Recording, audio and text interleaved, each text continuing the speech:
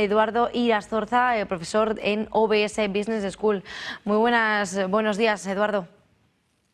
Muy buenos días y feliz Navidad. Feliz Navidad. Quería preguntarle en primera instancia sobre la última hora que acabamos de conocer en relación con la escalada de tensión entre Estados Unidos y Venezuela.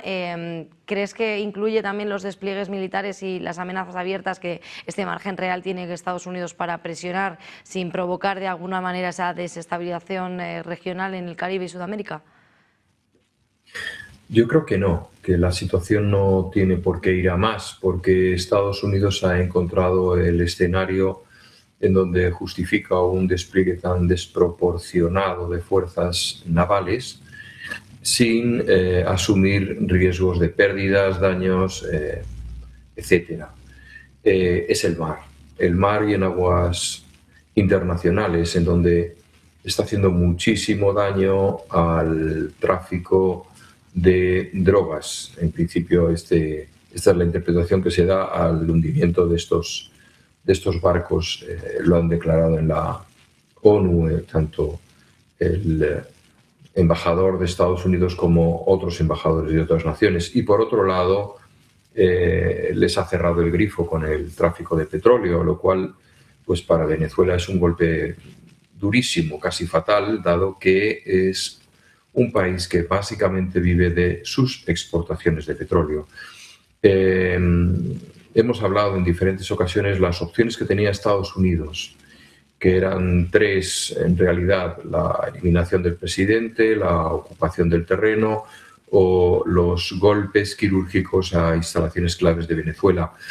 Yo creo que estos tres aspectos, que siguen estando en el fondo de la cuestión, ¿no? Puede llegarse a ellos, pero es improbable, porque todos los tres pues supondrían un desgaste, un daño y una polarización de la población de Venezuela, que empezaría a ver a Estados Unidos como un verdadero agresor y no como un recompositor de su situación política.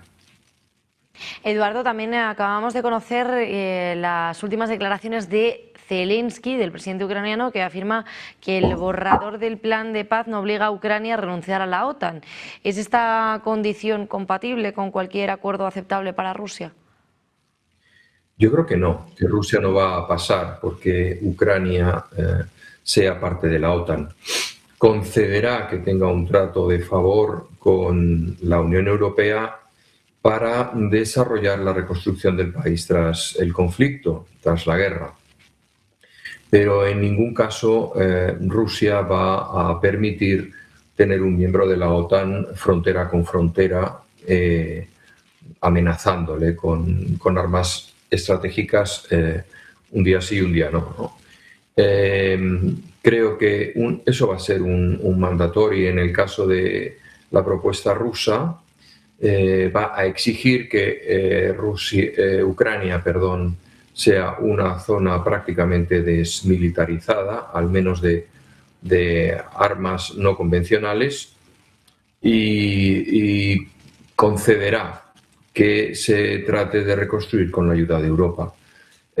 Con todo y con eso, la situación y el tiempo corren a favor de Rusia, en el sentido de que la prolongación de la guerra solo puede traducirse en una ampliación del territorio ocupado, incluso una extensión hacia la zona de Odessa, y con ello pues el asesinato de Ucrania, dado que no tendría salida al mar y la convertiría en un estado fallido. Y un acuerdo de paz pues no sería más que una concesión para ratificar aquellos territorios ya ocupados y la posición de privilegio en la zona. Eduardo, ¿crees que Zelensky, que reconoce que el territorio es el punto ahora más débil y si hay divisiones con Estados Unidos, puede existir un acuerdo de paz sin concesiones territoriales por parte de Ucrania? No. Creo que Zelensky, desde sus orígenes como presidente de Ucrania, ha defendido que cada metro cuadrado de Ucrania ha de ser recuperado tras esta guerra, tras este conflicto, y no es el hombre para firmar ese acuerdo. podría ser otra persona que no haya comprometido su capital político en declaraciones tan extremas en este caso, ¿no? Pero me sorprendería que un país como Rusia, que bajo cualquier régimen a lo largo de toda su extensísima historia ha defendido una política exterior de terreno hollado por el pie ruso, es terreno conquistado, es terreno propio, vaya a cambiar ahora de planteamiento. Creo que las no concesiones, porque realmente Rusia no lo va a entender como una concesión, sino como un reconocimiento de una conquista o de una recuperación. También estábamos viendo las garantías de seguridad, de qué manera pueden ser garantías sólidas que reclama Kiev, que solo se activarán si Rusia ataca. ¿Son creíbles este tipo de garantías o crees, Eduardo, que corren el riesgo de quedarse en compromisos políticos sin llegar a un efecto real?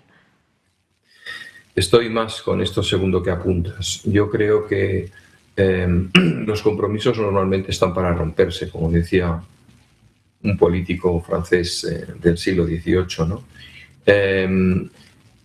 Yo creo que es muy difícil, más allá de la utilidad táctica inmediata, que esos acuerdos tengan una proyección en el tiempo. Y ya cambiando de tercio, poniendo el foco en Asia, estábamos viendo la tecnología y el poder militar, esas restricciones a chips, a drones y a tecnología avanzada. ¿Crees que están acelerando esa división irreversible del sistema global entre bloques tan rivales como Estados Unidos y China? Creo que sí. Creo que sí, todo apunta a que, y lo habéis señalado vosotros en vuestra línea editorial, en vuestra comunicación, con bastante acierto. Un país como China, que ya está al margen de cualquier tipo de control o revisión del armamento nuclear avanzado que posee, digamos que se encuentra pues como Hitler en los años 30, cuando decidió que ya no respetaba los márgenes de Versalles, ¿no? Y eso llevó a una escalada militar, no solamente en Alemania, sino en todo el mundo, en Rusia, en Francia, en el Reino Unido, etcétera, ¿no? Creo que este es un paso importante que se ha dado. Creo que China ya tiene la confianza en sí misma como para actuar sin necesidad del refrendo de instituciones internacionales que controlen su política exterior y sus intereses geoestratégicos, y Estados Unidos ya pues le está devolviendo el golpe con la creación de una superarmada, la famosa Armada Trump, ¿no? Y la flota de oro, ¿no? Como se ha dado en llamar, con nuevos y más avanzados barcos, porque un escenario que siempre se ha apuntado como uno de los que tiene un mayor potencial de conflicto, que es el mar de la China Meridional, pues va a ser el escenario en donde se enfrenten los intereses de China y Rusia por el control del tráfico marítimo, y no solamente por el control del tráfico marítimo, sino también por el control de las reservas alimenticias de pescado, etcétera, que da de comer a una zona que concentra un tercio de la humanidad, que es la zona de Asia-Pacífico.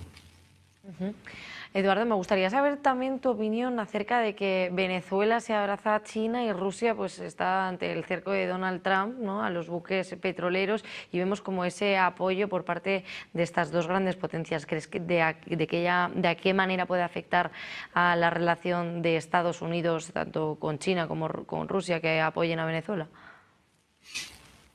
Va a depender del rango de apoyo que le ofrezcan. En diplomacia hay muchísimos rangos, ¿no? Desde estamos contigo hasta vamos a desplazar fuerzas que te ayuden y sustenten tu régimen. Yo creo que estamos muy lejos de esta segunda opción. Yo creo que el apoyo va a ser sobre todo teórico, por lo menos por el momento, dado que el grado de impacto que tiene sobre los intereses tanto de Rusia como de China en la zona pues no están severamente comprometidos con este tipo de acciones, ni mucho menos, ¿no?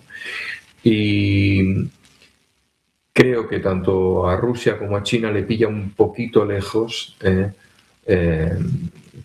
Venezuela como escenario de conflicto. Rusia bastante tiene con su guerra en Ucrania y la potencial amenaza de un conflicto con la Unión Europea, con la OTAN en tierras europeas, en Estonia, Lituania, Letonia, Moldavia, etcétera, etcétera. O sea, tiene un verdadero problema al que tiene que atender. Y a diferencia de Estados Unidos, tanto China como Rusia son conscientes de que no pueden mantener un conflicto a alto nivel en dos zonas del mundo al mismo tiempo. Esto, que fue algo que le dijeron a Trump al principio de su mandato, pues parece que no le ha servido de mucho, porque está en 2, 3, 4 al mismo tiempo. Está reivindicando Groenlandia, el mar de la China Meridional, la defensa de la integridad de Taiwán, las opciones a Groenlandia, el deseo de recuperar el canal de Panamá, Venezuela, es decir, está en todas partes, ¿no? Yo creo que Rusia y China son más pragmáticos, se miran mejor al espejo y saben a dónde pueden y a dónde no pueden llegar. Claro, estabas mencionando ahora, Eduardo, el malestar, la situación en Groenlandia, ¿no? Parece rechazar el interés de Donald Trump. ¿Cómo podría afectar las relaciones internacionales? Y ya no solo eso, sino también la percepción de la soberanía de Groenlandia, junto a este último mensaje que lanza Donald Trump, ese interés por la isla, y qué riesgos geopolíticos podrían derivarse ante estos comentarios para la región ártica. Sí, Groenlandia es absolutamente clave para Estados Unidos, es obvio. El calentamiento o la potencia de los poderosísimos rompehielos nucleares que países como Rusia tienen abren la ruta del Ártico al comercio internacional. Ese comercio internacional favorece sobre todo a un país que es China. China, si utiliza las rutas árticas, puede llegar a mercados occidentales en la mitad de tiempo y con la mitad de costes. Esto supondría una ventaja adicional en términos comerciales muy importante. Estados Unidos está absolutamente decidido a impedir que esa ruta se convierta en una nueva ruta de la seda para China. De ahí su acercamiento a Rusia, de ahí su encuentro en Alaska, de ahí el deseo de cerrar el estrecho de Bering al paso de los barcos chinos, etcétera. Yo creo que en este momento Estados Unidos va a obrar un poco más cerca de la línea de pensamiento china que de la habitual suya. Me explico. China se quiere hacer con Taiwán, todo el mundo lo sabe, pero poco a poco. La va apretando como una boa constrictor, ¿verdad? Hasta que por su propio peso caiga en el redil de la China continental. Tiene intereses comerciales, tiene intereses económicos importantísimos, porque está adquiriendo muchísimas empresas y llegando a acuerdos también con empresas de Taiwán que tienen intereses en China, y el tiempo, la gravedad, hará que Taiwán caiga en su redil. Yo creo que el planteamiento de Trump es el mismo. No quiere un conflicto con Europa, no quiere un conflicto con Europa. Europa ya, bueno, pues hay una serie de líneas rojas, y ya la última sería que cediera parte de su soberanía geográfica a Estados Unidos, ¿no? Esto sería ya el no va más, y más aún tratándose de una zona con el enorme poder económico que puede tener Groenlandia, con sus enormes reservas de minerales, materiales raros, etcétera, ¿no? Con lo cual, lo que va a hacer es seguir esa línea china, ir adquiriendo intereses, ir ganándose a las élites locales, ir invirtiendo en la zona, convirtiéndose en un actor imprescindible que realmente mueva tanto la vida económica, comercial, cultural de Groenlandia, que se convierta en una extensión de los Estados Unidos. Yo creo que ese es su objetivo, y se va a marcar otros tiempos, pero indefectiblemente Groenlandia estará en el entorno de influencia de Estados Unidos al más alto nivel en un futuro. Y ya para terminar, Eduardo, hemos escuchado las últimas declaraciones desde el Consejo de Seguridad de la ONU. Estaba hablando el representante de Venezuela ante las Naciones Unidas, Samuel Moncada, ha acusado a Estados Unidos de actuar fuera del derecho internacional por el bloqueo de estos buques petroleros sancionados. Y bueno, estamos viendo estas últimas jornadas, estas preguntas-respuestas, ¿no?, de Donald Trump a Maduro continuamente. Quería preguntarte hasta qué punto el bloqueo de buques petroleros sancionados por parte de Estados Unidos, denunciado por Samuel Moncada ante la ONU, puede considerarse esa violación del derecho internacional y qué implicaciones podría tener también para la estabilidad política y económica de Venezuela y la seguridad regional en América Latina. Pues siendo estrictamente legalistas diremos que hay algo bastante oscuro en esas intervenciones, pero Estados Unidos puede permitírselo. Ha alegado razones de seguridad nacional, ha alegado razones de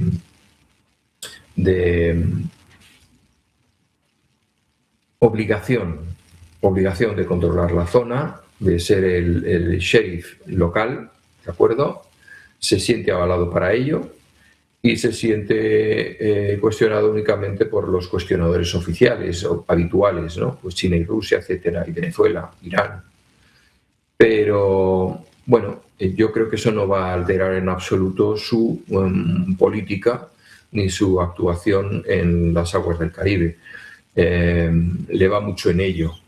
Estados Unidos ha empeñado su prestigio y además tiene la voluntad de convertirse, antes hablaba Adrián Celaya, ¿verdad?, de la importancia de un mundo multiplural.